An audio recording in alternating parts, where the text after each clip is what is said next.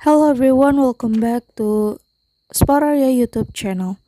Alright guys, so yeah, in this video I would like to share you a tutorial on how to take a screenshot with three fingers on Redmi Note 14.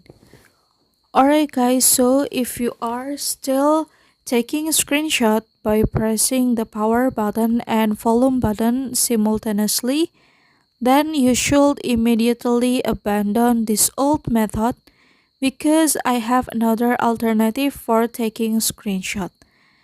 And that by using three fingers to slide down.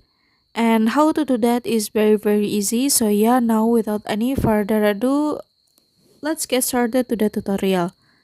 Okay, the first thing first, now you can go to settings menu because we're gonna activate the feature first. Okay, and then now you can scroll down until you find this one, additional settings. And then so yeah, now you can go to gesture, and then now you can click take a screenshot, and you can activate slide three fingers down. And now you can slide three fingers down to take a screenshot. Yeah, it's easy, right? So yeah, here's the tutorial. And thank you so much for watching, and see you guys on the next video. Bye bye.